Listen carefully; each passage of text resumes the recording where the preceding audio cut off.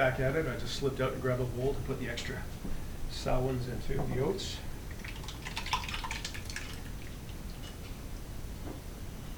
That already smells really good. I'm going to change things up a bit. Let's just let this drain out.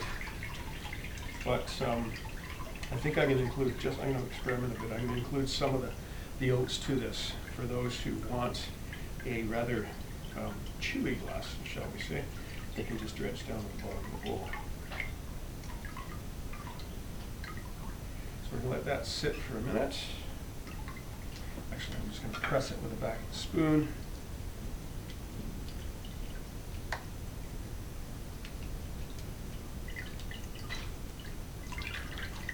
I'm squeezing out the oats. Now, if I had a bit of cheesecloth or the stocking, I could wrap it up like a bag pudding and squeeze it really hard. In fact, I might go and see if I can find a clean piece of muslin and do exactly that. But let's transfer this serving bowl.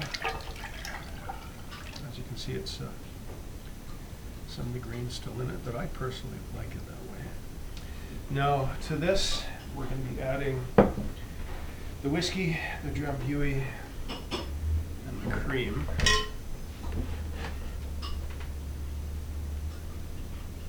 So I'm going to scrape and rinse that out.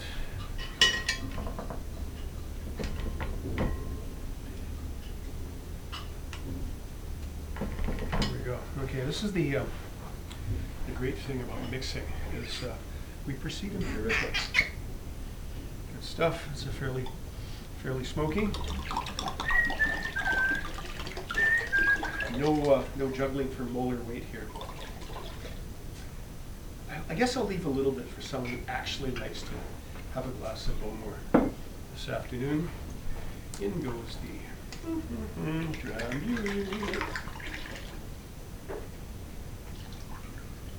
As you just sort of pour all this together, you start to think of a small Frankenstein monster crawling out, coughing and retching. And now the Talisker.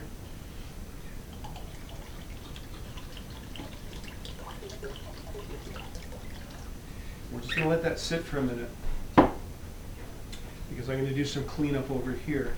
And my next stage is I'm going to ladle this out in small batches I'll pour it out into bowls and I'll mix the cream individually in those because I'm always concerned that if I pour the cream too quickly, it'll curdle and then we'll basically have alcoholic cottage cheese, which somebody out there possibly would like, but the rest of us would be appalled at. So we're going to take a pause now as I do some cleanup and then we'll proceed to the third part, which is where we have the cream.